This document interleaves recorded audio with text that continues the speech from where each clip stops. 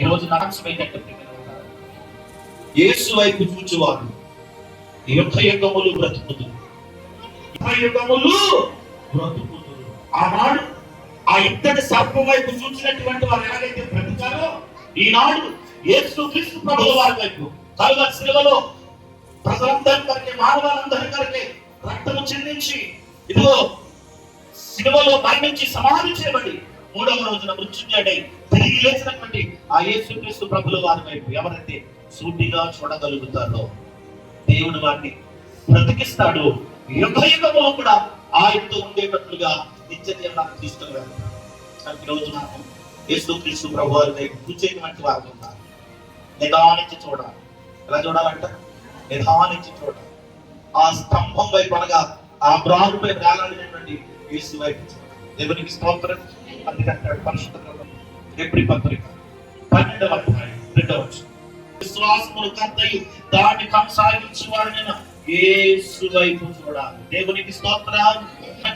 సంఘమా, నీ కుటుంబంలో వేదన, నీ కుటుంబంలో బాధ ఉందా, నీ కుటుంబంలో సమస్య ఉందా, నీ బ్రతుకులో మరణకరమైన పరిస్థితి, ఎలాంటి పరిస్థితులు ఉందా, ఇదిగో యేసు వైపు చూడగలిగితే కనుక, యేసు వైపు చూడగలిగితే కనుక తప్పక ఆయన ఎలాంటి పరిస్థితులు నీ బ్రతుకులో నీ జీవితంలో ఉన్నా వాటన్నిటి నుంచి కూడా ఆయన విడిపించగలడు, బ్రతికించగలడు, ఆ నిత్య జీవనానికి నడిపించగలడు.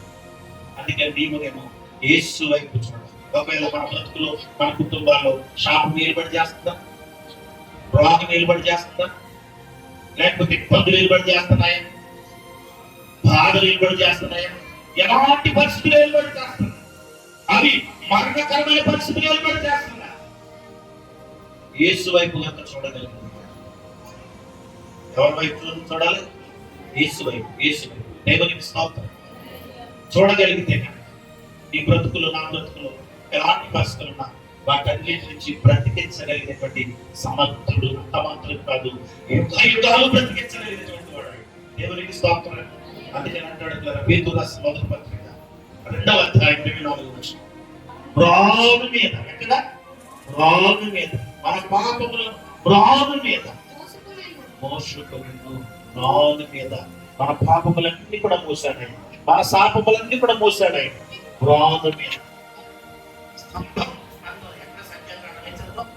స్తంభం ఎక్కడ పెట్టబడిన స్తంభం? స్తంభం మీద. అలాగే రానుని స్తంభం మీద యేసుక్రీస్తు ప్రభుల వారు నీ నా శాపములను, నీ నా పాపములను ఆయన మోసినట్టుగా దేవుని వాక్యం చెల్లిస్తున్నారు. అందుకని ఆయన వైపు మనం చూడాలి, ఆయన వైపు మనం చూడాలి. దేవునికి స్తోత్రం కలుగునుగా. చూడాలి. ఎందుకు చూడాలి? నెహెమ్యా గ్రంథం 13వ అధ్యాయం 2వ వచనం వైపు కనుక చూడగలిగితే నీ బ్రతుకులో ఏ శాపం ఏర్పడి చేస్తున్నా, ఏ పాపం ఏర్పడి చేస్తున్నా, ఏ మరణకరమైన పరిస్థితులు ఏర్పడి చేస్తున్నా, ఆ శాపములు ఆశీర్వాదముగా మార్చగలిగినటువంటి యేసు వైపు మనం చూడగలిగినటువంటి దేవునికి స్తోత్రం. శాపమును ఏం చేస్తాడండి? ఆయన ఆశీర్వాదంగా మార్చేది. మరణమును జయించి గెలిచినటువంటి, మరణము నుంచి తప్పించగలిగినటువంటి కనుక ఆ యొక్క శిలువ వైపు, ఆ శిలువను వేలాడుతున్న యేసు వైపు కనుక మనం చూడగలిగితే మన శాపమును ఆశీర్వాదముగా మార్చగలిగినటువంటి దేవుడే. అందుకని ఎఫెసీ పత్రికలో ఈ విధంగా రాయబడి ఉంది. ఎఫెసీ పత్రిక 2వ అధ్యాయం 1వ వచనం చేత ఆ సర్పము కాడు తిన్నవాడు ఎలాగైతే చచ్చిపోతున్నాడో, లోకంలో ప్రతి మానవుడు కూడా పాపముల చేత, అపరాధముల చేత ఇదిగో చచ్చిన వారై ఉండగా ఆయన మిమ్మును ఇదిగో సిలువలో వేలాడే క్రీస్తు ప్రభుల వారు తండ్రి దేవుడు ఆ యేసు క్రీస్తు ప్రభుల వారిని సిలువలో నీ కొరకు, నా కొరకు కరవాలపై వేలాడదీసి ఇదిగో క్రీస్తుతో కూడా నిన్ను నన్ను ఆయన బ్రతికించారంట. ఇంకే సార్ చెప్పండి. అంటే ఆ సిలువ వైపు చూచుట వలన నీవు నేనేమయ్యాము అంటే ఏమయ్యాం చెప్పండి. అందుకని సిలువ వైపు చూస్తే మనం బ్రతుకుతామండి.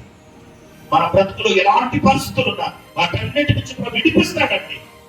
దేవునికి స్తోత్రం రక్షిస్తాడండి. అందుకని యేసు వైపు చూడాలంట. ఎవరి వైపు చూడాలి? ఆనాడు సర్పము కాడు తిన్నటువంటి వాడు ఎలాగైతే ఆ నిధానించి కదా ఆ సర్పం వైపు చూసినప్పుడు వాడు బ్రతికాడు, అలాగే నీవు నేను కూడా సిలువలో వేలాడుతున్నటువంటి యేసుక్రీస్తు ప్రభువారి వైపు కనుక మనము చూడగలిగినట్టే ఎలా చూడాలి? నిదానించినట్టే సూటిగా కదండి. 4వ అధ్యాయం 25వ వచనం, సర్పము కాడు తిన్నవాడు ఎలా చూడాలి? సర్పం వైపు, సర్పం మీద సర్పం వైపు ఎలా చూడాలి? సూటిగా నిదానించి చూడాలి. అలా చూసిన వాడు మాత్రమే బ్రతికాడు. ఈరోజు నీవు నేను కూడా ఈ లోకములో దేవుని వరకు బ్రతకాలి అంటే ఆ సిలువలో వేలాడుతున్న యేసుక్రీస్తు ప్రభువారి వైపు సూటిగా చూడాలి. మన కన్నులు అటు ఇటు దేవునికి స్తోత్రం చెప్పండి. హల్లెలూయా. అటు ఇటు చూస్తే ఏమవుతుంది? మరి అటు ఇటు చూస్తే ఏమవుతుందండి? యేసు ప్రభు నీటి మీద నడుస్తూ ఉంటాను. ఏమంటారు? యేసు ప్రభు నీటి మీద నడుస్తూ ఉంటాను. పేతురు అన్నాడు, బోధకుడా నాకు కూడా నడాలని ఆశ, నీలాగా నడవాలని ఉంది నాకు. అప్పుడు ప్రభు అన్నారు, విశ్వాసం నుంచి కమా నడిచిరా అన్నాడు ఆయన. విశ్వాసం నుంచి నడిచిరా అన్నాడు ఆయన. పేతురు గారు దోణి దిగాడు. దోణి దిగి యేసుక్రీస్తు ప్రభు ఎంతకు నడుచుకుంటూ వస్తాడు. ఎక్కడ? యేసు వైపే చూస్తున్నాడు. యేసు వైపే చూస్తున్నాడు. నడుస్తా ఉన్నాడు, నడుస్తా ఉన్నాడు, నడుస్తా ఉన్నాడు. దేవునికి స్తోత్రం. ఈలోగా ఒక్క పెద్ద సౌండ్ వచ్చిన, శబ్దం వచ్చిందంట. అనేది ఒక శబ్దం వచ్చింది అంట. అక్కడి ఎలా తిప్పుడు పోయేటి వచ్చి అంటున్నాడు. ఏమయ్యాడు? చూపు ఎప్పుడైతే మారిందో మునిగిపోసాగాడు. యేసు మీద ఉంచవలసిన దృష్టి చేశాడు. ఇంతవరకు యేసు వైపే చూశాడు. కదా అదా సరే, అపవాదం అన్నట్టు ఈ సంగతి ఏంటో చూద్దాం అనుకున్నాడు. ఈ సంగతి ఏంటో చూద్దాం అనుకుని ఏం చేశాడు? పక్క నుంచి ఒక శబ్దాన్ని, ఒక గాలి శబ్దాన్ని పక్క నుంచి అలాగా గమనించాడు ఒకసారి. అయ్యో ఏంటో చేస్తాను అంత చూశాడు. ఇప్పుడు చూపు ఏమైపోయింది? వెంటనే మునిగిపోసాడు. సగమా అని అంటాడు, నీ యొక్క కన్నులు సూటిగా ఎవరి వైపు చూడాలి? ఆ బ్రహ్మపై వేలాడదే, నీ కొరకు నా కొరకు ప్రాణం పెట్టారే ఆ యేసుక్రీస్తు ప్రభుల వైపు మన కన్నులు చూడగలిగిన సంగమం. అలా చూస్తే కనుక నీ జీవితంలో ఎలాంటి పరిస్థితులు ఉన్నా వాటన్నిటి నుంచి కూడా ప్రభు నిన్ను నన్ను విడిపించగలడు, రక్షించగలడు, బ్రతికించగలడు. అంత మాత్రమే కాదు, ఈ యొక్క యుగాలు ఆయనతో